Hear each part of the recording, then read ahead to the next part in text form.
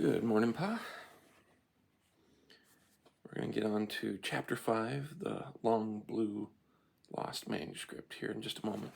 I just finished watching a video online about another one of these scientists, educators online, decided to put out a video about how we don't have free will. And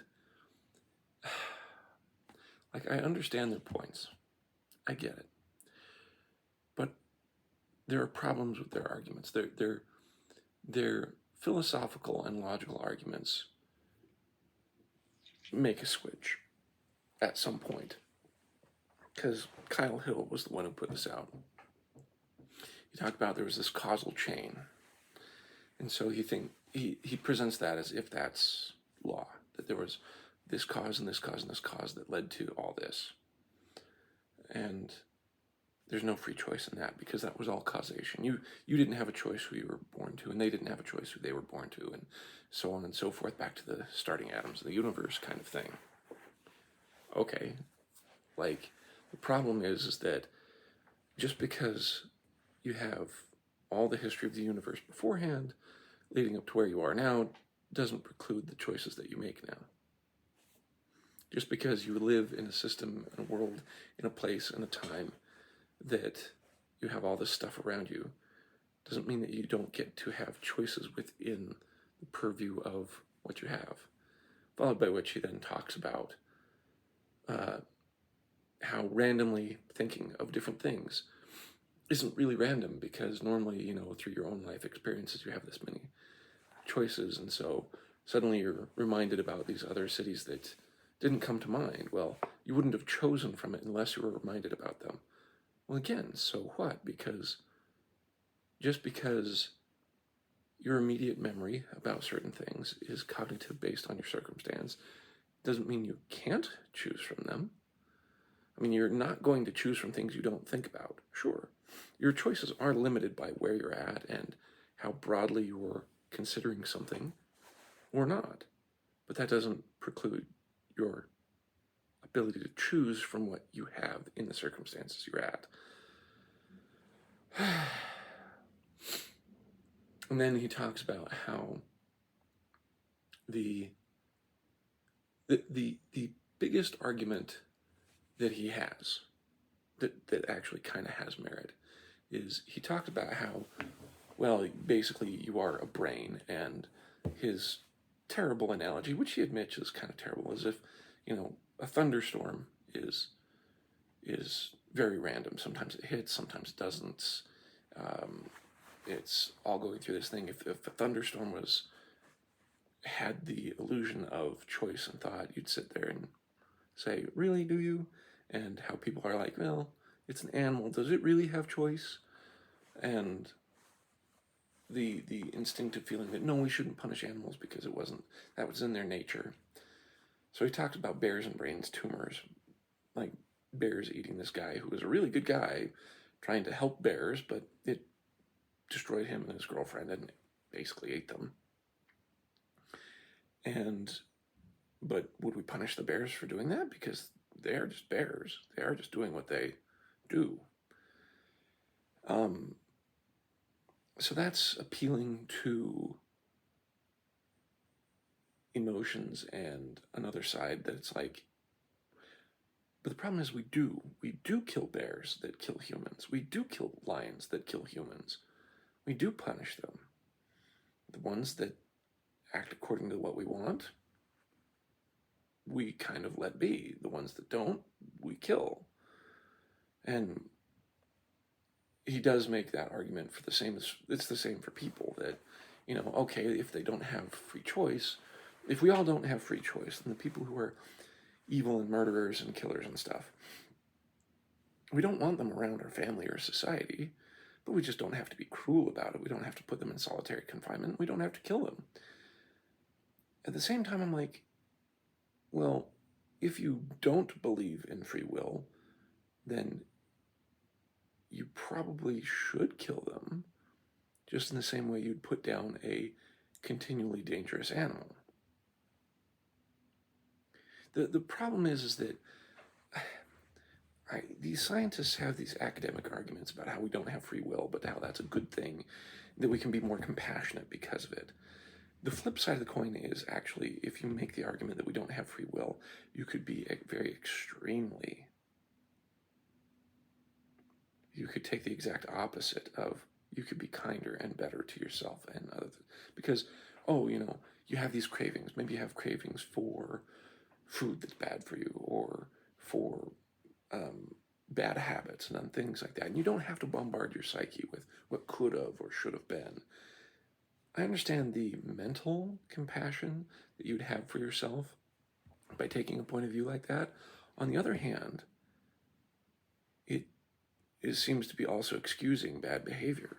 Well, sure, but the other one that he brings up, for example, is tumors. He brings up the 1966 University of Texas mass shooting. This guy started dealing with very intrusive thoughts. He didn't know why. He didn't even know why he wrote his note, probably just so he could be understood a little bit. He went and killed his, I think, wife and kids, then went to Texas University and barricaded himself, shot at people for like an hour and a half. 14 people were dead. He eventually died.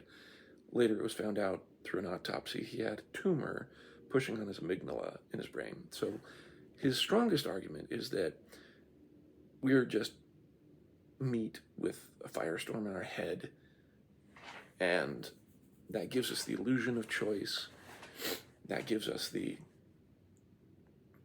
illusion of consciousness, but really it's just deterministic because we're raised in this way and we had genes, so the nature versus nurture is both, that due to our circumstances we are what we are, and whether it's we need certain nutrients or we want this certain thing,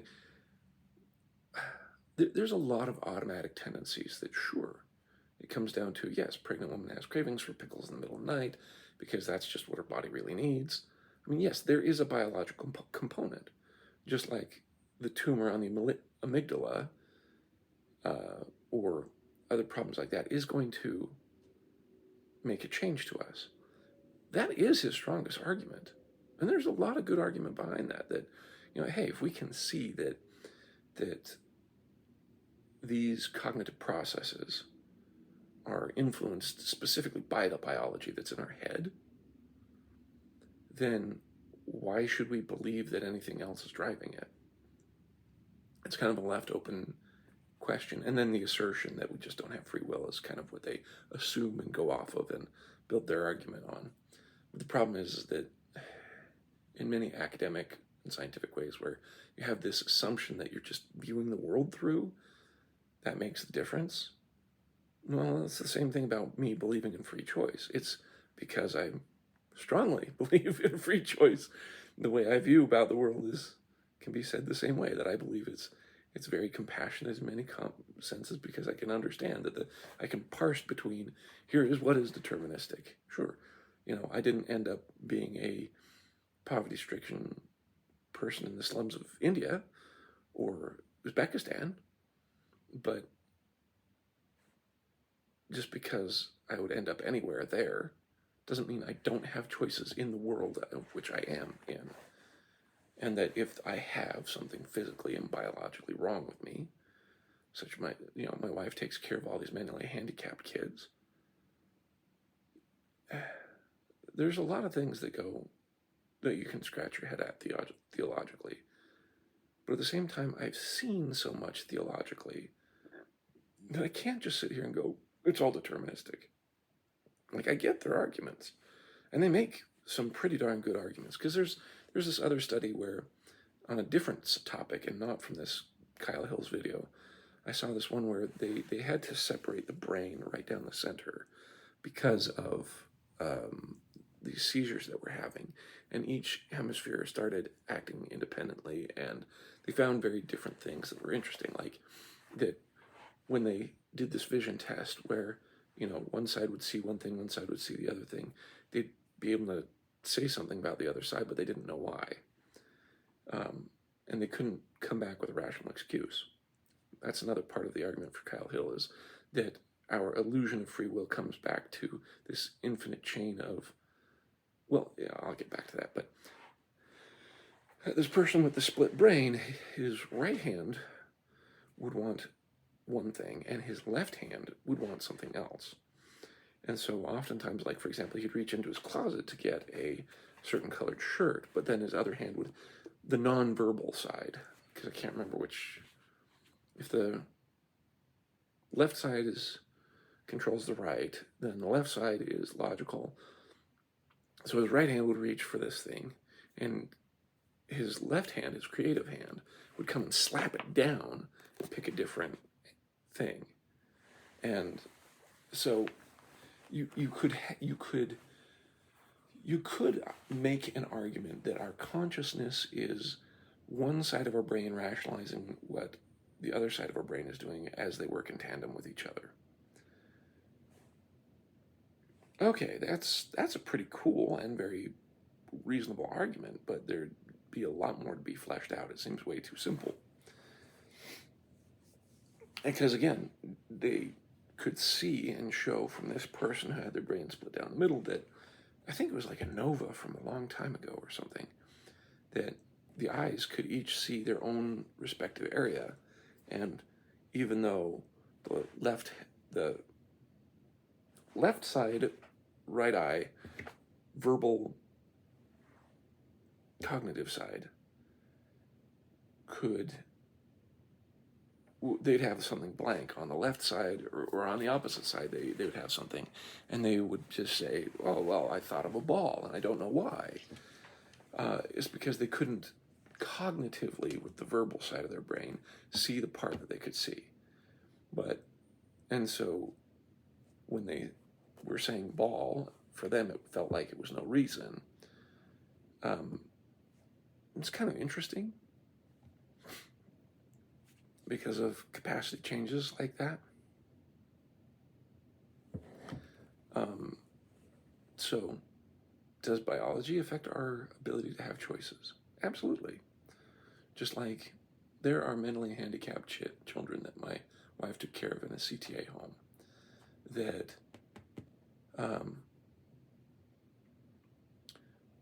she would, so long before, when we were first married, she worked in group homes where the mentally handicapped kids would be there and such, and she would work nights, doing their laundry, keeping them clean, keeping them safe. One night, one of the kids came out of their room. They were not normally verbal at all. They didn't speak. Then they come out of their room clearly speaking. I am me. Let's see here. I am me and he is me and we are one. And we are, yeah, something like that. I am he and he is me and we are one. Something along those lines. And this kid normally doesn't talk. Now, I've often reflected on this. You could sit there and say, to me, I'm like, from my superstitious and religious background, I'm like, red flag, red flag, red flag, this thing sounds like he's possessed. And I'm like, and my wife had to tell him to get back in their room and that kind of stuff. From the scientific part of me, I'm sitting here going, well, what if it was the other part of his brain that he doesn't normally have access to, finally crossing over that boundary, and allowing it to communicate, that it became verbal for a while, Maybe it is that we have, like, in the movie I, Robot with Will Smith, you have the positronic brain that's up in the head, and then Sonny had a positronic brain that they put in his chest. But the idea was that it allowed him to make choices based ethically on things instead of just pure logic. If you think of it, the two halves of our brain doing the same thing, it allows us to make certain choices, but if there's something wrong, we'll get certain outputs. So you can absolutely make arguments that a lot of just what we are and who we are comes down to our brain and our brain chemistry. But I still don't believe that, because just like Kyle Hill, and there was another really good Swedish scientist that I respected her a lot because she was really good. She talked physics, and so I would watch her things, and she had one about there's no free will. And it was annoying because, again, it's like they switched out the lens from worldview is I don't have free will, and that's a good thing, compared to I have free will, and they think it's a bad thing. And she made an argument about the bulk universe, going that in the end, because of certain causality and again, they start from the idea of this chain of causality, and then I'll get to the one about the regressive. Well, when did you choose here in a moment? But the idea is that the universe can be well known, and it is all set. And if you were to observe the universe from a different dimension, including one where you're outside of time, like normal, everything that is and was is already there. That it's all permutations of everything is already played out. Us just going through this form is just a weird trick of illusion of consciousness, which is funny because, and that's why she doesn't believe in free will. But to me, that's funny because I'm like, the whole idea of a bulk universe. That's why when you watch Interstellar, with Matthew McConaughey, they talk about bulk beings. They're talking about the idea of the bulk universe, which means that if you have beings that exist outside of our common three dimensions plus time, that if you are outside of time, you already have everything played out in front of you, and walking to any point in our universe is no problem. It's just already all there, and so it's already, this is where you can get Calvinism and predeterminism. But to me, the funny thing is, just because you can acknowledge that everything has happened from a different point of view doesn't change the fact that what is in here can be changed and altered. Just like you can take a Rubik's Cube and change it all around, just because you can see everything is as it is, doesn't mean you can't come in and fiddle with it. And in the same way, in our own capacity, in this area of which we live, it doesn't mean we can't make our own choices and change. But it's already predetermined. No. It's predetermined from that point of view, and you can make changes. It's just, it really comes down to, this is one of those fundamental things where you have to either believe that you have free choice, but you then have to understand that there are exceptions to that, for circumstances in which you were born and your area in which you live and the knowledge that you can obtain. Because, if you're living in the 1400s, you didn't exactly have the capacity to learn. You have the capacity to learn about electricity. You didn't have the opportunity to learn about electricity. You don't know what you don't know. There is far more there's a lot that we know that we don't know, but there's a far much larger universe of things that we don't know that we don't know them. And so there's no way to quantify how much there's no way of knowing what we don't know.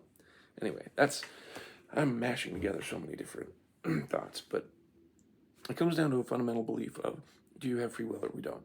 If you do believe we have free will, then you will kind of sit here and go, okay, yeah, there's going to be exceptions to having ultimate free will of knowledge of everything and doing everything and having everything. We're not omniscient. We don't have capacity to influence anything more than what we choose to exert our will over. And biologically speaking, if there's a tumor on our amygdala that makes us go crazy and want to kill people, there's problems with that, and it's understandable when that occurs. So yes, there is biological that influences us and our choices, and there's us that influences our bodies. If we sit here and eat terrible food all day long and become a 500-pound person, we chose to do that. Oh, well, I guess maybe not. Anyway, so you see, it's just like you chose to go on this diet because of your health. Well, see, so it comes back to they say that there's this infinite chain of causation, but Kyle Hill comes back and says, well, anytime that you say you chose something, the problem is you can't say where that choice came from. And it's like, for example, pushing a button or not. They'll have a button pushed, and then they'll say cognitively on the CT scan or something that, yeah, I made that choice to press the button then. So they're measuring different. They were measuring different things like the button press compared to the brain activity that lights up about decision making, apparently, because it lit something up on the MRI or CT scan when it was pressed at one point compared to this other point about when they think the areas of the brain that talk about decision making is made.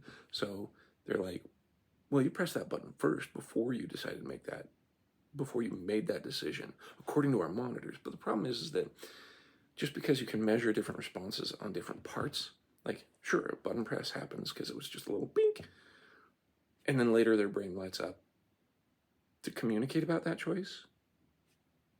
It's just like, it doesn't mean that random electrical signal told them to push that button, and then they came and rationalized it afterwards.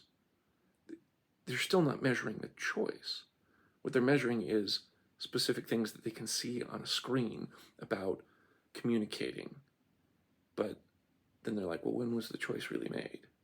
Because, when can you cognitively say the choice was made? And then when can you say that you made the choice to make the choice? And when can you say you made the choice to make the choice to make the choice? He falls into the pit trap that they did back in Greece about movement is impossible because, if you're going to the mailbox, you have to get there halfway. And if you're halfway there, you're not really there. But to get to the rest of the way, you have to go halfway there. So you can't get there because you're only getting halfway there. It's dumb. Because I can still get to the mailbox. And that eventually it was originally a mathematical philosophical point that eventually led to some of the precognitive ideas of calculus. The idea of, well, if you add up all the little bits to infinity, you still get to the point. That's where you get mathematical cause for the infinity. And so either way, it's still dumb. It's a dumb argument because, well, when did you make the choice about making the choice about making the choice about making the choice? And it's turtles all the way down. So they say, all this infinite chain of causation is solid, but the rationalization of your choices is just an illusion. You're just picking which one is solid versus which isn't solid by how you make your arguments. And it's based on the worldview, the lens of which you stick in front of your face. And so that's the other thing, is that just because you keep asking why, or when did you make that choice, or how did you make that choice, or things like that, just because you're trying to force someone to rationalize their thoughts down until they get to the point where it's like, I just wanted to. And it's like, see, that's determinism. See, somewhere deep in your biological thing, it's trying to force them into like a God of the gaps situation. There's the idea, the God of the gaps argument that I hate is one where religiously scientists accuse religious people of this all the time, that it's like, well, if science can't explain this, then God's in that gap. And there are times where I've seen religious people use that argument. In fact, I've seen Nathan use that a couple times. And it's just like, no, you don't want to go down that way, because then that diminishes God every time that there's some advancement in an explanation about natural things. That doesn't just mean that God exists in the gaps of science. That's a terrible way to argue things. But the problem is there's a lot of positive ways to say that there is a God, not in the gaps, but and show that it's not like the understanding of the universe is between these two different things.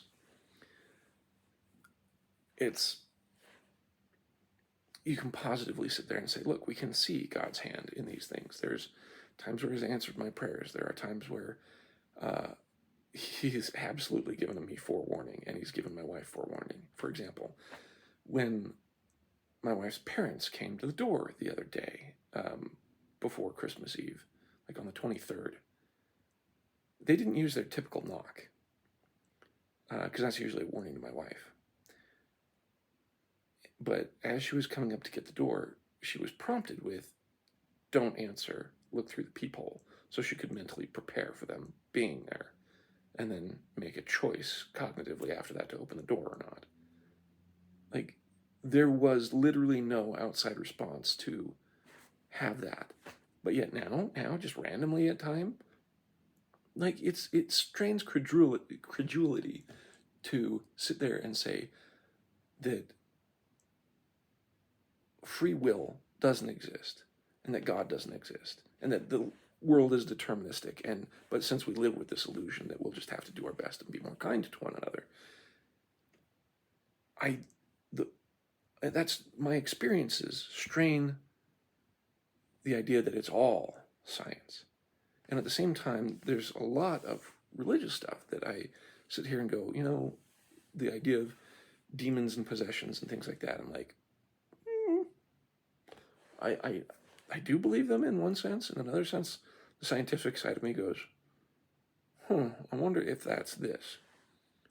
But at the same time, it's like, just because I could explain something scientifically, or there might be a very good reason scientifically, there's other things that just don't make sense scientifically, like promptings and following through on those promptings. Like, there was a story that was shared in Stake Conference one day about a guy who was trying to fulfill his calling, and he was prompted to stop by this person's house next to where he was going, to knock on the door. And when they didn't answer, he knocked on the door again, and then he said, he felt like, "Sister, I love you, and you need to know that. I love you." And he walked away. No one answered the door. Years later, that lady had come to church. I can't remember, I think she converted. And she tells of an experience where she was praying to God and asking, "Please, let me know you're there and that you love me in a very tangible way, because I can't take this anymore." And that was when that member from the church knocked on her door and said, "I love you." And it got her on the path of being religious and coming to church again. It's like, I don't know about you, but there is nothing that scientifically can sit there and say, well, just causation, unless you open your mind, unless you start thinking about some real wild ideas that have no basis in real science, like psychic connections, like the stuff that you'd get back in the 1960s sci-fi, that we all share this massive consciousness that's not shared in between. But wouldn't that just be as religiously as viable as saying the Holy Ghost, or the great consciousness of the Spirit of God upon us? Because it's just, again, you either start entertaining things that are very not scientific, that are really cool sci-fi, but all it does is replace the religious aspect of, sure, it is the Spirit of God that is shared between us, the consciousness of the Great One who is trying to help us as his children. It just replaces the religious iconography. So there's so many things that my experiences say, this is not rational to explain it scientifically. And at the same way, there are things that are scriptural that I'm like, I'm wondering if there's a scientific explanation for it, like demons and temptation and other things like that. Okay, but having the balance between the two makes me go, sure, there's a lot that it could be scientific, but that doesn't mean that the religious side doesn't exist. It's just, so for me, because of my experiences and me seeing how things are, and because I choose to have the worldview of that we have choice, and yes, that choice does have limitations. Like, that was another thing that always bothered me, is when members of the church have children that have like major mental incapacities. I have heard the stories of those people who get their patriarchal blessings, and they're told that, they came into this world and that they were valiant and, were in heaven and stuff, and they were put into this body to be protected. To me, that always seemed odd, because I'm like, these children, in many ways, have it harder than other children and make the lives of those around them harder, because with severe diminished capacity, they're not able to adapt to the world around them. They hurt themselves and they hurt other people because they don't understand their own strength, and they don't control their emotions as well.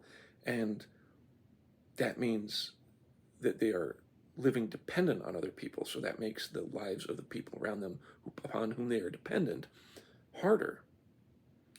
It is that, dealing with someone who is in a 15-year-old body with the strength of a 25-year-old athlete, just because they don't know when to stop when they're pushing,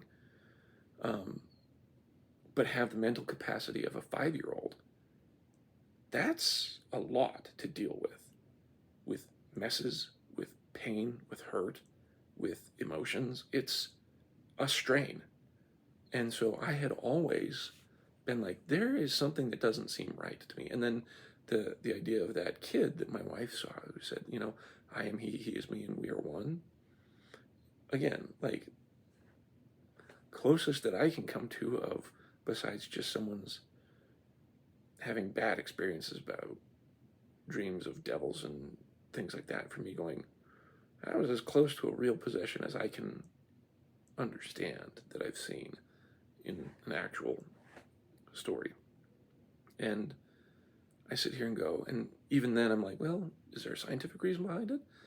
But in the end, it's like, okay, so they were brought here and they're protected by being in this circumstance. To me, the only explanation for something like that is because if we were given a choice beforehand, there was a talk that, there was a vision that Brother Schultz had while I was on my mission. Brother Schultz is a guy I met in California. He taught me a lot about symbolism while I was on my mission. He was the guy that we visited after my mission that was out there in Brawley, that we sat down and we couldn't get a word in edgewise. He was a great guy, and he had all the knickknacks around his house. That's Brother Schultz. He gave me a copy of this vision that he had when he was very depressed, and it was later confirmed. Again, this is another thing where this guy later came to give him a blessing, and spoke words and information that came directly from that vision that he had while he was sitting there. It's like a active daydream. But since this person who was not aware of what Brother Schultz was talking had that vision of, gave blessings literally that had to do with scenes from his vision, again, there is no cognitive reason that he should be able to do that. But his vision was that he was kind of previewing what the worlds were like, and one was especially nasty, this big giant briar patch.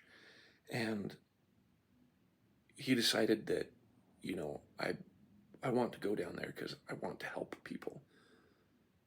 And because he couldn't live with himself if he didn't go, and he felt like he could hear God saying, he cannot be denied. So let him go down and let him go through that. And he comes back with wounds and such, and Jesus Christ takes on his wounds. I have it written, it's on a paper it's really great. So if we have kind of a preview of our mortal life on earth, and we know how terrible it is, and we know the circumstances that are down there, I'm wondering if God sits there and says, okay, if you want to go down, you can go down, and you can go down in this capacity or that capacity or these capacities, or it's going to be hard. And I don't know how much of I don't know if we sit there and go, I want to go to that place, or if it's just like, I just want to get this done, or I don't know if we choose where we go in our life on this earth, or if it's just a choice that we want to go down. Because, again, there's how many millions of aborted babies? How many times do you have children that have cancer? It's just like, there's rough stuff down here. It's not a good place in a lot of capacities. And so what if these people choose to come down and they're okay with accepting mental and physical diminished capacity? Because it's like part of the deal, part of their choice. it makes a lot more sense to me that way. And so when you have the physical realities of what's happening in a family with diminished capacity compared to what's given in a patriarchal blessing, the idea of choice beforehand is so important. And the idea of choice, of being able to come down here and then followed up by the choices that we make here in our diminished state to prove whether we want right or wrong is so important. And so it's always funny to me when these really smart people that I love on YouTube come out and say, there is no free will. I just get so frustrated and disappointed because I can understand their point of view. Cognitively, I can go through their logic and go, I get why you're thinking that. But at the same time, because I'm so critical, I can sit there and go, this infinite chain of causation stops when it comes down to where you are in your present life and the choices that you're making. Like, I'm not the head of Amazon because I didn't make the choices that made it so that I'd make Amazon or whatever company I would have made. But at the same time, what's my personal goal in that? But we all deliberate under the. That's the funny thing, is that he admits that we all live under the idea and illusion of free choice. And so, for conversations, we might as well go along with it. But his idea of having the idea that we don't have free will helps us to go easier on ourselves for the cravings and things that we do and want. Sure, I get that. I get the mercy that he perceives in that kind of thing. But at the same time, the fundamental consequences, he brings up the idea that people say, oh, the world would fall apart. People wouldn't pursue justice, that it would be anarchy. Yes, there is certain extremes of that. Because if we don't have free will, then it's unethical to punish. And he's like, well, in some ways I'd agree. Because, why should we punish this person if they were just stuck with the circumstances and the brain they have? Why should we kill them and torture them and put them in solitary confinement and put them on death row? But at the same time, he also acknowledges, yeah, but we wouldn't want someone who is a danger to themselves and others to be among others, so we should separate them. So he still leaves the seeds of prosecution and justice in there.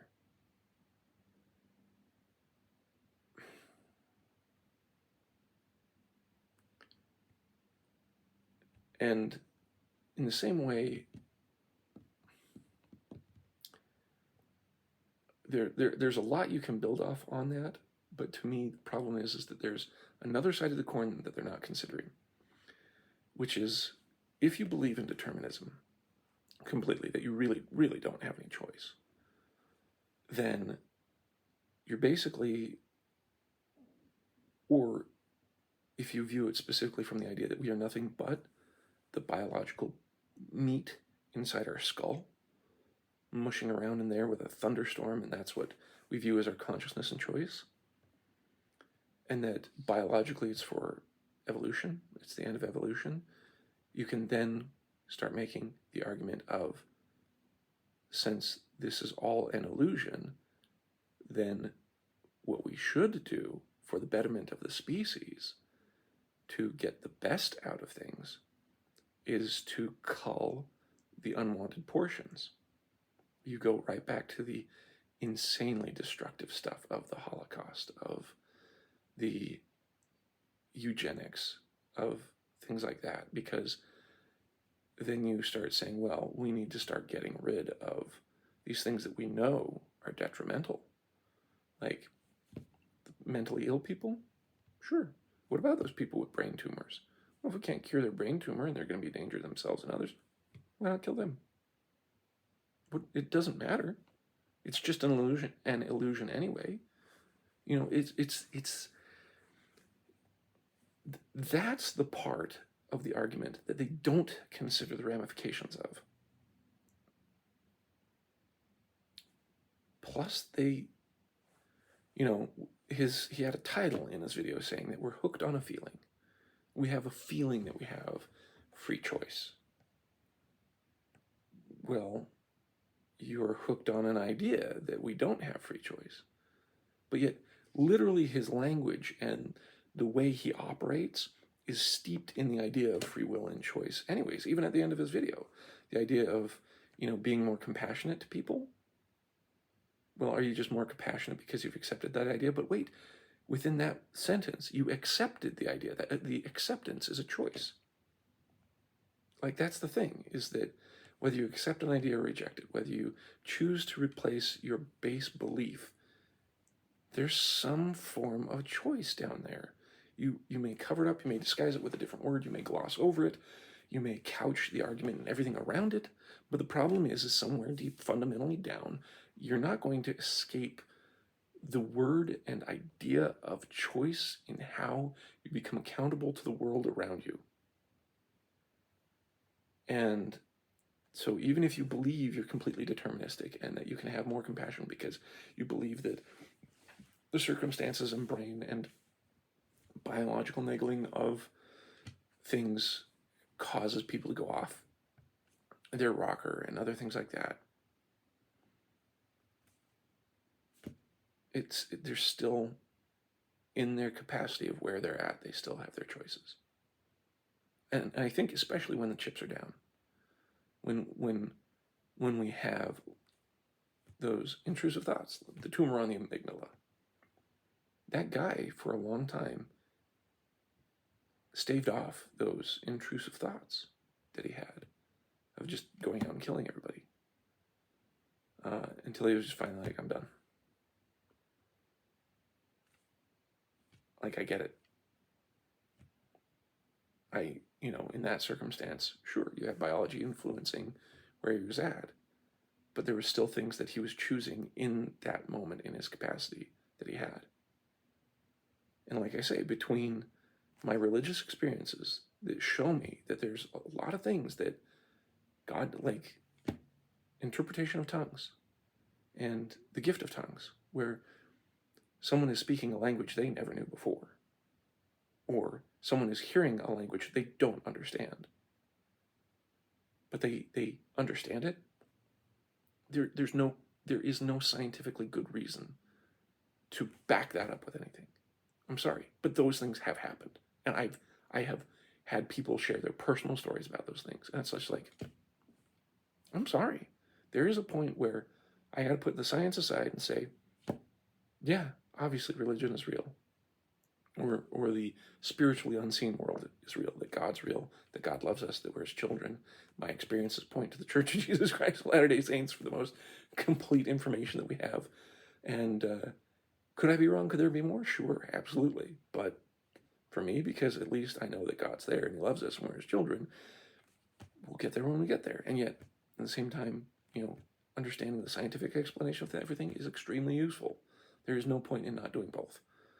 And so it bothers me so badly when these scientific people come out and say, well, see, there's no free will. To me, it's the same people who are nihilistic that say nihilism is a good thing, because then you can, since there's no real, it doesn't matter that we're all just meat sacks going through on this mote of dust and we're all going to be gone. It's like, but then you can choose how. It's like, let me destroy all belief in everything that is good and built up over time, so that way you can then choose to do what you want.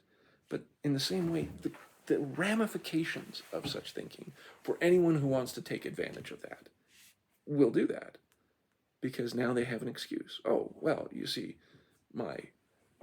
this person murdered 5 people and such because he was born into terrible circumstances. No, he doesn't have a tumor on his amygdala, but I mean, it's all determinism anyways. We don't really need to put him on death row for something like that. Yeah, this person is a child predator, but it's just the circumstances he was raised in. He was sexually abused, so they can sexually abuse everyone else. It's just, yeah, but we're all meat sacks anyways, so why not get rid of the things that we already know are really bad for us? And it's all just an illusion anyway. It's just, that's the dark roads that they just don't acknowledge. They think the idea of nihilism is freeing. They think the idea of nihilism and determinism is freeing because, well, you can be more compassionate. Yes, I can understand you can be more compassionate. You can also be more compassionate without having to destroy the moral foundations of we have choices and we should be held accountable for them.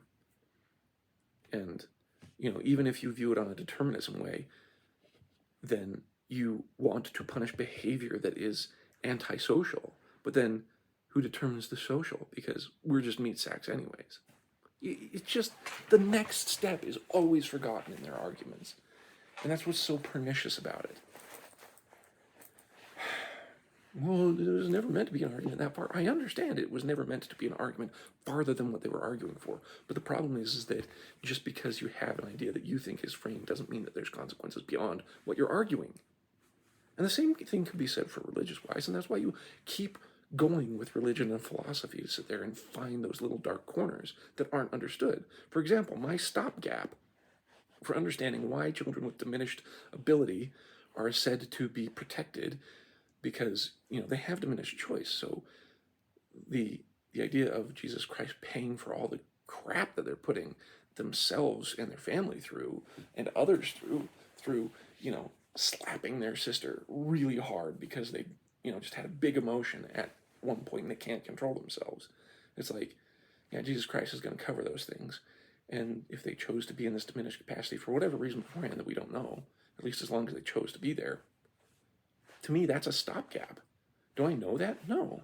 Have I had a divine revelation where God says, this is it? And it's like, well, not really. Like, it's just an answer to my own prayer and understanding.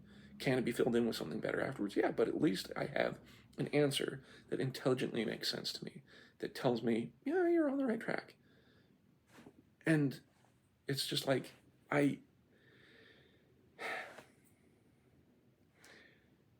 when you have the religious idea of there are boundaries you should not cross and things you should not do, and yet there are punishments that should occur, even if that's somewhat pushed by determinism of my meat sack thunderstorm brain or my biological impetus of evolution. But if it's clothed in the idea of religious and moral philosophy, to slow down and decide a purposeful choice, purposeful action, to me, that makes a lot more difference in the world. Because if you're just like, well, I'm just going to do what I want to do because, it's determinism. At what point you're using your philosophy and worldview to make excuses for things. You can start using it to excuse yourself for saying the little white lie to get yours. Remember our conversation yesterday? I'm sorry, I've gone on an hour about this, and I haven't read the book, but this always bothers me when these people that I like and respect scientific-wise start saying there's no free will. But people can start using that as an excuse of, well, I'm just going to give in to what I have because, hey, it's just the way I am. Ultimately, I think one of the few things that we do have choice over in the most basic fundamental is our fundamental beliefs, the ideas that we choose to accept and reject, which also has to do with our choices of right and wrong. And if we have diminished capacity of choice through biology and circumstance, we still have the choice of right and wrong and good and bad with wherever we're at, whether it's small choices or a vast wide ability of choices, because I have my full capacity. I have the knowledge of the gospel of Jesus Christ. I have the knowledge of a lot of history. And there's a lot of history I have no clue about. There's a lot of religions I don't have any idea about. But at least in the capacity of everything that I have, in the sphere of influence that I have, I'm making the best choices I can. Anyway, sorry. Shall we get on to the long Blue Lost Manuscript, Chapter 5? I hope it's instructive to someone somewhere. All right, 8:20. I'll try and get through some of these initial ones. That's really short. And then that one's longer. Okay, we could do that.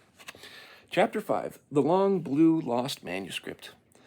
The lost manuscript, it turns out, had both an unexpectedly striking appearance and a surprising length. Existing evidence shows us to piece together details about this lost object, including its length and both the size and color of the paper that it was written on. While thought by many to be just a brief record of Lehi's ministry, the lost manuscript was the first half of Mormon's abridgment, and probably significantly longer than its traditional description as 116 pages. The Blue Foolscap Manuscript. Is it foolscap or foolscap? Well, Joseph Smith and Martin Harris both reported that the lost manuscript was recorded on foolscap writing paper, cut about 13 by 17 inches, and named for its traditional fool's cap watermark. Oh, it's fool's cap. Okay. I wonder what the fool's cap watermark is. Quote, Mr. Harris, having returned from this tour, left me and went home to Palmyra, arranged his affairs, and returned again to my house about the 12th of April, 1828, and commenced writing for me while I translated from the plates, which we continued until the 14th page, we continued until the 14th of June, following by which time he had written 116 pages of manuscript on foolscap paper. That's from History of Joseph Smith. By means, still continuing the quote, by means of the Urim and Thummim, a pair of large spectacles, as Mr. Harris termed them, the translation was made, and Mr. Harris claims to have written of the translation as they were given by Smith, 116 solid pages of cap, meaning fool's cap. And, let's see here, the remainder was written by others, end quote. And all that came from Martin Harris's interview in A Witness to the Book of Mormon. Additional details from Martin on the physical appearance of the lost manuscript come to us by way of his longtime associate, Francis Gladden Bishop, who published extensive descriptions of the Book of Mormon artifacts, drawing much of his information from Martin. That's Bishop's use of Martin Harris as a source is documented at length in Chapter 7. Martin, in turn, supported Bishop's writing, though through the early 1850s, even serving as a witness to the accuracy of Bishop's reports. Footnote says, for Martin Harris as witness to Bishop's writing, see Francis Gladden Bishop, a proclamation from the Lord to his people scattered throughout all the earth. For Martin's support of Bishop, see description by Brigham Young, and uncle to Martin Harris through Martin's second marriage to Young's niece Caroline in Brigham Young, April 17th, 1853, Journal of Discourses. See also H. Michael Marquardart, Martin Harris, The Kirtland Years, 1831 to 1870. Whew. So we're trying to get the physical description of the manuscript, and the reason why we get the 116 pages is from the earlier quote. When Bishop published a description of the lost manuscript in 1851, it included a statement from Martin pronouncing the description correct in every particular. See An Address to the Sons and Daughters of Zion by Francis Gladden Bishop. And what was the description that Martin endorsed? That the manuscript was on ruled paper of a bluish cast and foolscap size, the writing coarse and heavy. See Bishop's address. The accuracy of this description is evidenced by Martin's continued support of Bishop after it was published under Martin's imprimatur. That's a new word for me. That's Bishop's book, Proclamation from the Lord. If Bishop's published description of blue lined paper was false, no one would have known this better than Martin, who had been a principal scribe on the manuscript for nearly 2 months, had borrowed it to show to others, and had read it aloud to family and friends in the evenings. Blade footnote comment in Lucy Mack Smith's biographical sketches of Joseph Smith. Bishop's description of the manuscript pages is inherently plausible, with blue foolscap paper being common in the day. Palmyra area historical expert Don Enders responded to Bishop's description with the observation that lined paper with a blue tint would be a typical practical sort of paper available in the average bookseller stores in that area. See Emily Utt to Don Bradley, July 20th, 2011, relaying information from Don Enders. Lined paper with blue tint was typical writing paper available from John H. Gilbert and Pomeroy Tucker, who operated a bookstore in Palmyra in 1828. From the James Bemis and Canandaigua, a central distributor for paper products in the area.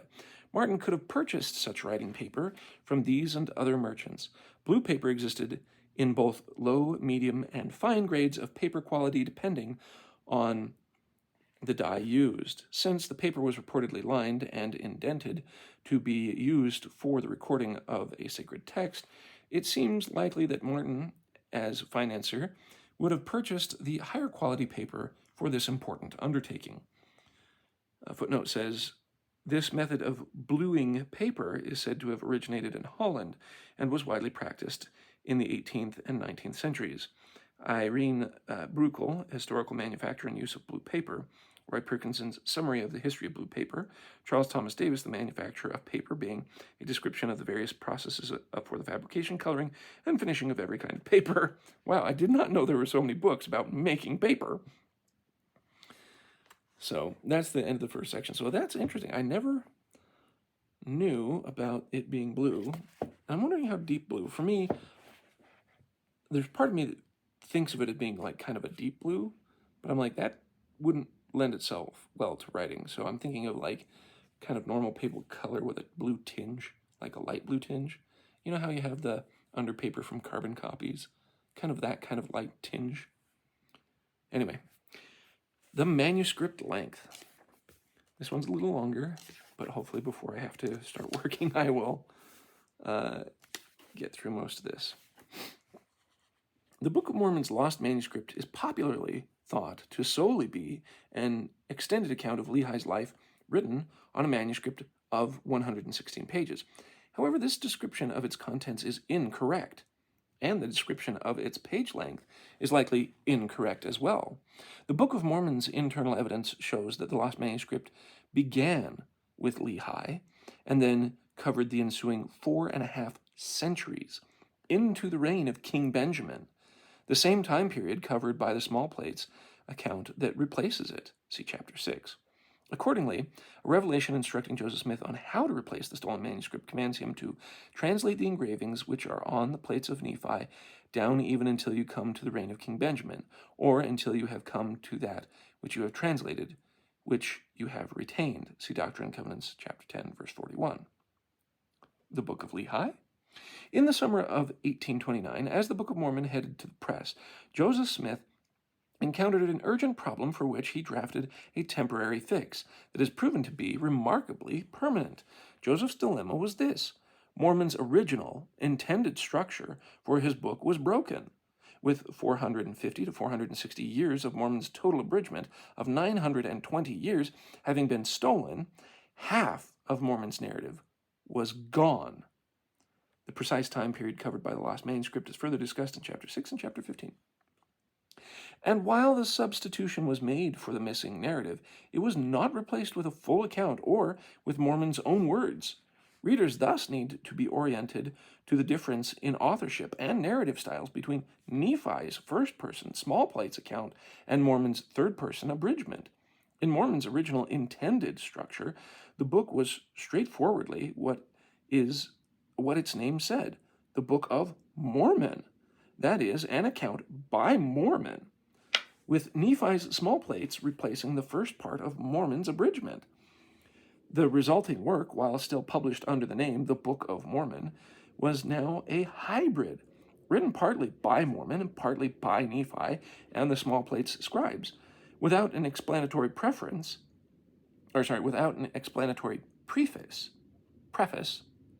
Readers would go directly from learning on the title page that the book was an abridgment by Mormon, the Book of Mormon, written by the hand of Mormon, to finding on the next page the first-person narration of an entirely different author, a story beginning, I, Nephi.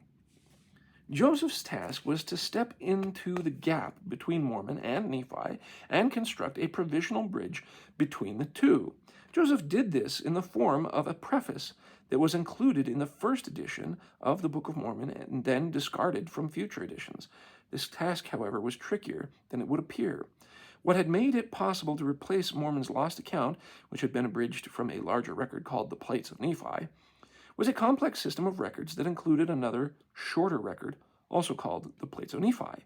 In a revelation Joseph received around this time on how to deal with the manuscript loss, the Lord told him to translate the engravings which are from the Plates of Nephi, Doctrine and Covenants 1041, which the revelation distinguishes from the lost abridgment, which distinguishes from the lost, quote, abridgment of the account of Nephi, unquote. That's verse 44. Taken from what the Book of Mormon also calls the Plates of Nephi. That's 1 Nephi 9:2, Words of Mormon 1:3, and Mosiah 1:6. While we have a modern convention of distinguishing the large Plates of Nephi from the small Plates of Nephi to help make sense of this, imagine how confusing it would have been to readers encountering the book for the very first time and confronting the two records called by exactly the same name.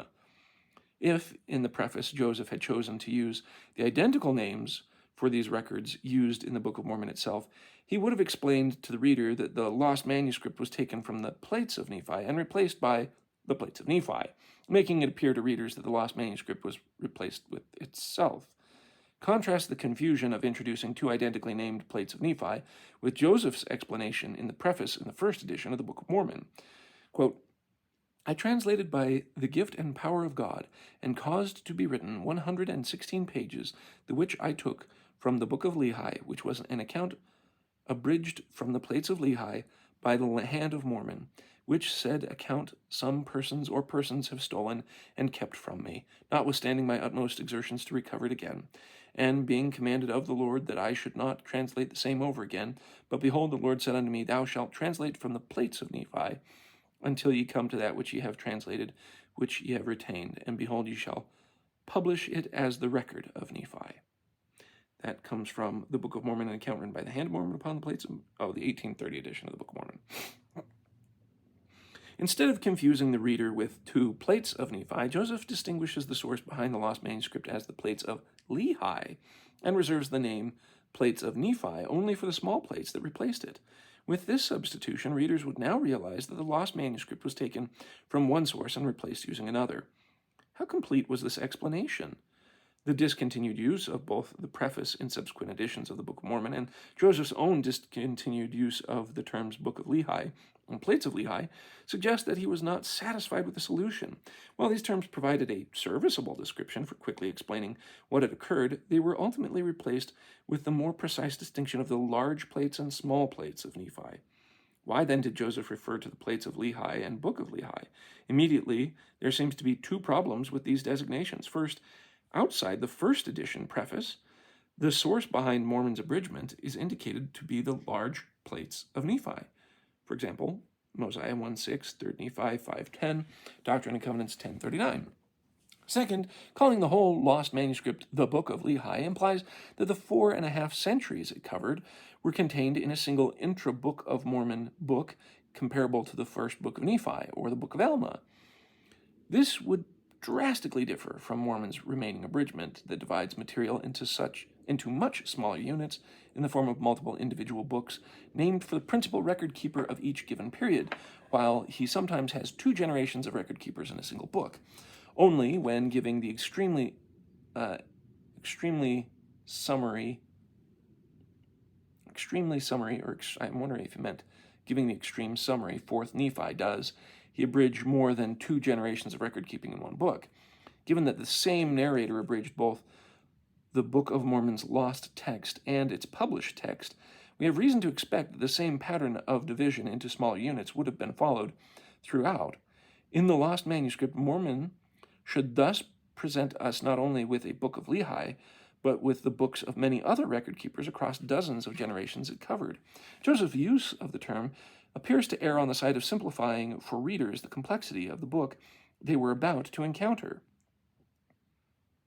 Yeah. Analysis of the available manuscripts of the Book of Mormon show that the original first 2 chapters of the Book of Mosiah to be lost. Our current Mosiah was originally identified as chapter 3. Chapters 1 and 2 cannot be located. As discussed at length in chapter 15, these original first 2 chapters of Mosiah appear to have been part of the lost manuscript. There is a lengthy footnote here, so let me read it. On an alternate reading, the missing first 2 chapters of the Book of Mosiah could also be understood in light of Doctrine and Covenants 1041 as material Joseph translated before lending Martin the manuscript, but which Joseph retained. The verse instructs Joseph to replace the lost manuscript by translating the engravings on which are on the plates of Nephi down, even until you come to the reign of King Benjamin, or until you come to that which ye have translated, which you have retained. Could Mosiah chapters 1 and 2 be the retained portions? Neither Joseph nor Martin mentioned Joseph withholding part of the translation manuscript from Martin, and no retained manuscript has been identified. But a larger difficulty with this reading emerges when we place section 10 in its chronological context. The idea that verse 41 refers to a portion Joseph Smith withheld from Martin emerged when it was believed that the revelation had been given in the summer of 1828, shortly after the manuscript loss.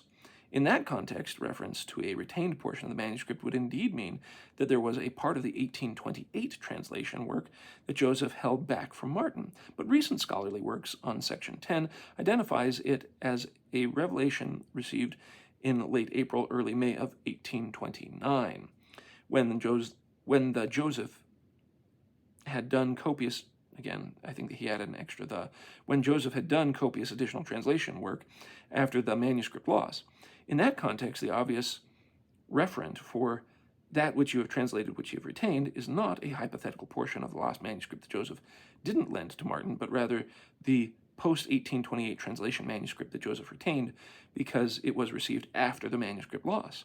When section 10 is read in context, there is no evidence for Joseph Smith's withholding part of the 1828 translation manuscript. It was all borrowed and all lost. For the dating of section 10, see Revelation, spring 1829, in Doctrine and Covenants 10. So he's basically saying, don't get confused at section 10. Anything that was retained is probably the stuff that he translated after the manuscript loss. Thus, while the lost manuscript evidently included a book of Lehi, the entire manuscript cannot accurately be equated with that book. Instead of providing an entire description of what was lost, Joseph appears to have simplified for readers the complexities surrounding the book of Lehi. The book of Lehi would have been the first book contained in the lost manuscript rather than the only book contained in it. Similarly, Joseph Smith's use of the term plates of Lehi was perfect for distinguishing the lost manuscript from its replacement, but inadequate as a full description of the lost manuscript's source. That manuscript's book of Lehi would indeed have drawn on the plates of Lehi, just as Joseph said. The portion of the Nephites' plates that abridged Lehi's record could accurately be called the plates of Lehi, on the same logic by which Jacob describes the book of Jacob as written on the plates of Jacob, even though the larger record in which they were found was the small plates of Nephi. See Jacob 3:14. As David Sloan explained, quote, if the large plates of Nephi began with Lehi's record, this portion of the large plates could accurately be called the plates of Lehi. Although Nephi made the large plates of Nephi and wrote on them, the portion of the large plates upon which he copied the record of Lehi was referred to as the plates of Lehi. Therefore, Mormon's abridgment of Lehi's record found on the large plates could accurately be described as an account abridged from the plates of Lehi by the hand of Mormon. See David E. Sloan's The Book of Lehi and the Plates of Lehi. That's the end of the quote. Joseph's identification of the lost manuscript with the Book of Lehi, taken from the plates of Lehi, presented the reader with real data, but simplified this data to the point that readers came away from it with a mistaken sense of clarity. The contents of the lost manuscript and their source record had each been given a name that effectively distinguished them from their plates of Nephi replacement. but the names used were stand-ins for a much more complex set of books and records that Joseph could not so readily explain. It is perhaps for this reason that Joseph left the preface behind with the Book of Mormon's first edition. But for better and for worse, the preface's terminology had endured, suggesting that the Book of Mormon's lost manuscript was far narrower than its actual scope as the first half of Mormon's abridgment. Why 116 pages? I think I might need to end here because I work from home, thankfully. Whoa, that's an entire page for a footnote. I'll get to that later. Next section. You know what? I can make it to the next section. Why 116 pages? The preface Joseph added to the printer's manuscript was also where he introduced the description of the lost manuscript as 116 pages. Viewing that figure in context of the preface and the printer's manuscript more broadly raises questions about this figure's adequacy. The preface's purpose of bridging the gap between Mormon and Nephi did not require an accurate page count. Even the most approximate description of the lost manuscript would have served the intended purpose, given the preface's hurried production and use of simplified stand-in information for the Book of Mormon's actual complexity. It would not be surprising if the preface's page tally served simply as a placeholder for lost manuscript's actual and likely unknown page count. Examining the preface in context suggests that the 116 figure was, in fact, such a placeholder. When this figure is put in the larger context of the manuscript in which it was introduced, a striking, almost certainly non-random coincidence emerges. The length Joseph gives for the lost manuscript happens to be the exact length of the manuscript that replaced it. When the Book of Mormon printer's manuscript was prepared for publication, the length of the small plate text, 1 Nephi through the words of Mormon, that substituted for the lost text came out to a full 116 pages, spilling over just 2.5 lines onto page 117. The source for that is Printer's Manuscript of the Book of Mormon, circa August 1829, and circa January 1830. This precise match between the replacement manuscript's known page count and the lost manuscript's reported page count pages raise a question of just where Joseph acquired the 116-page figure. Given that the Book of Mormon describes the small plate's narrative as a small account, words of Mormon 1:3, it is improbable that both the initial manuscript and its abbreviated replacement would be the same length. By the time Joseph wrote the preface, the manuscript had been missing for a year. Without the lost manuscript to consult, he would likely have been unsure how long it had even been. Furthermore, the pages of the lost manuscript may not have been numbered. See, and even if they were, it's not clear that Joseph would have noted this number and recalled it a year later. Instead, the page count that Joseph could readily access while writing a preface for the printer's manuscript is that for the small plates in the printer's manuscript. Checking the length of the lost manuscript's replacement was one way to attempt a rough estimate of the lost manuscript's length. Okay, we have 2 footnotes, big ones. Right. First one from back here talking about they're probably not numbered. Stanford Carmack, who worked closely with Royal Skousen, helpfully wrote to the author, offering reasons to believe the lost manuscript was paginated. Carmack noted that 1, the later 1829 original printer's manuscript paginated. 2, Martin Harris may have added some of the page numbers to the printer's manuscript. And 3, pagination would have made sense in order to keep so many pages in order. And I'm skeptical that the 1829 scribal practices, led by the more literary savvy Oliver Cowdery, indicated what Martin did as a scribe in 1828. So he's basically saying even though there was pagination because of Oliver Cowdery, it doesn't mean that Martin Harris would have. And if Martin Harris had paginated the lost manuscript and remembered that it was 116 pages long, it seems unlikely that his brother would have believed that Martin had scribed for nearly 200 pages of that manuscript, as discussed later in this chapter. Personal communication from Stanford Carmack, email June 27th, 2019. All right, this is the big one. This is the one that was talking about checking the lost manuscript's replacement was a way to attempt a rough estimate of the lost manuscript's length. Here is the page-long footnote. The Book of Mormon's printer manuscript, P, was copied from the translation manuscript, its original manuscript, O, so that the type for the first edition Book of Mormon could be set from printer's manuscript. The idea that Joseph Smith may have derived the 116 page count from the printer's version of the small plates was first suggested by Brent Lee Metcalf. This argument was later critiqued by Royal Skousen. Skousen argued that Joseph Smith could not have gotten the page count of 116 from the small plates from the printer's edition because when the preface was written, Oliver Cowdery would have only copied the pages needed to typeset the first signature of the printed book. Skousen extrapolated from later data points in Oliver's production of the printer's manuscript that he produced the printer's manuscript only as needed for the typesetting of the Book of Mormon. Skousen's most significant data point for concluding that Oliver produced the printer's copy only as needed is that from Helaman 13:17. Through the end of Mormon, the original manuscript was used for this purpose in place of the printer's, suggesting that Oliver Cowdery may have fallen behind in his copying of the printer's edition. Skousen has recently rejected that earlier interpretation, presenting in its place the brilliant hypothesis that the printer's edition was temporarily unavailable to the typesetter because it was taken to Canada to secure a Canadian copyright for the Book of Mormon.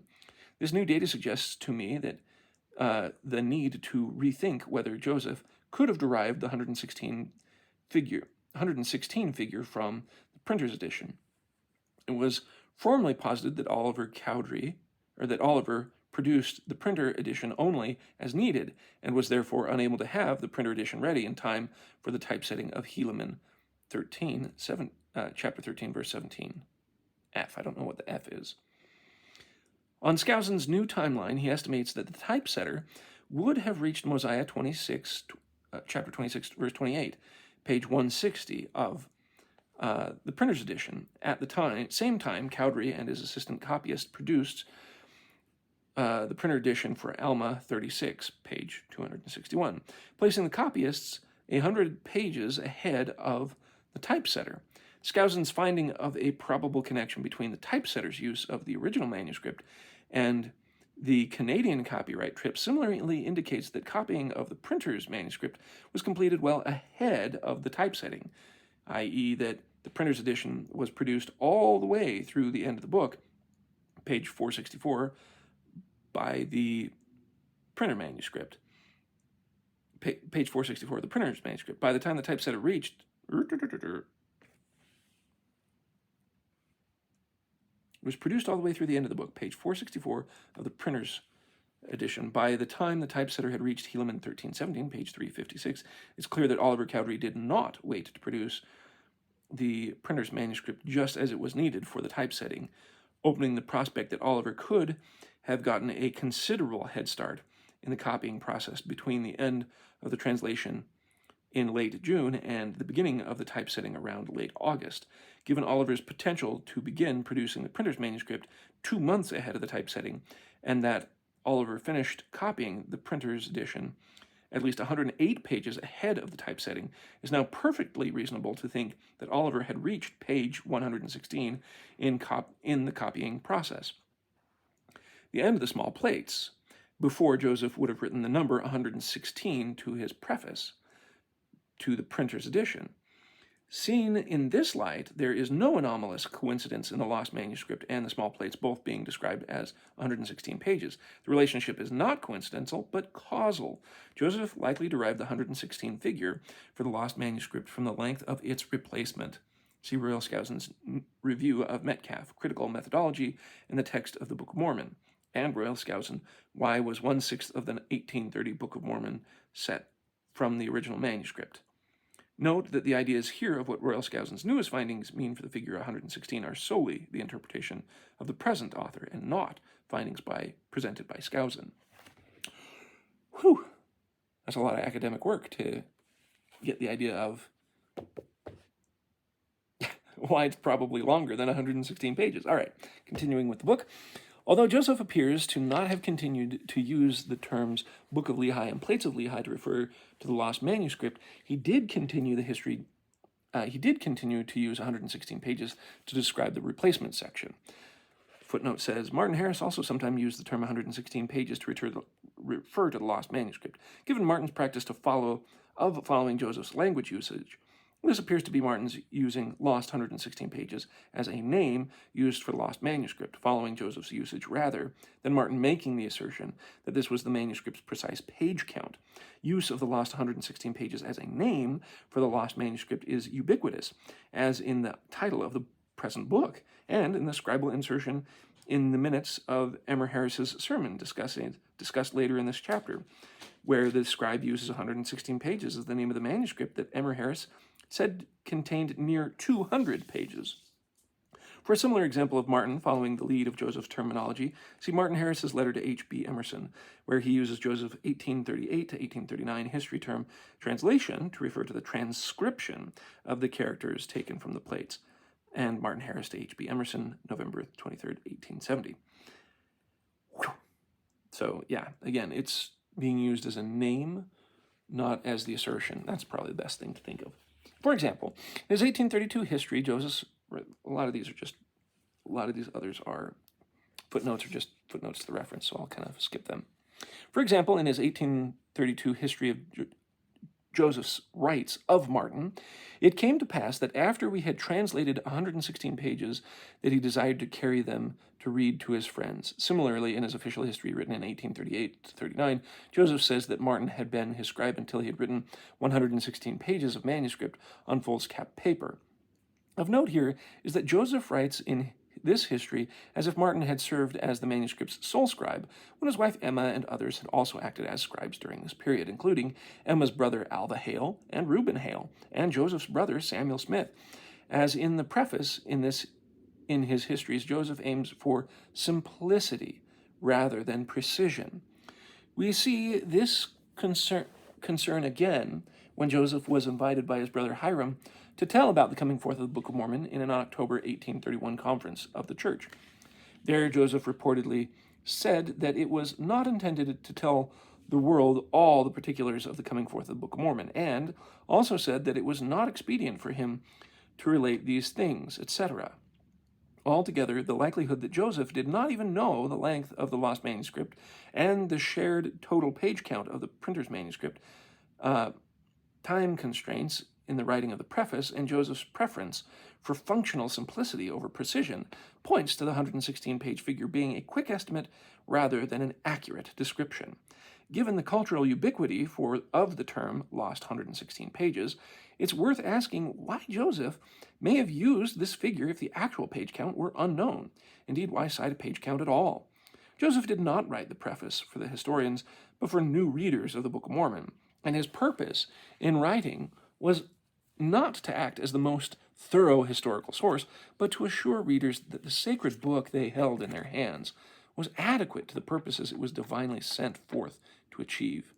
In this context, citing the length of the small plates as a stand-in for the length of the lost manuscript evokes an equivalence between the two. They were comparable. Whatever its limitation as a historical source, the preface succeeded in addressing immediate confusion and questions that may have arisen from the theft and its remedy. The next section is the lost 200 pages. And I am going to have to stop here. I got to get to my desk and start working for my work. I know this is a really long one, and most of it has to do with my going off about these edutainment scientists on YouTube with free will, but that just bothered me. And I appreciate you indulging my listening, but I do hope that the blue cap pages, or the fool's cap blue pages, and the idea that it's more than 116 pages is worthwhile. Love you, Pa. Enjoy your day.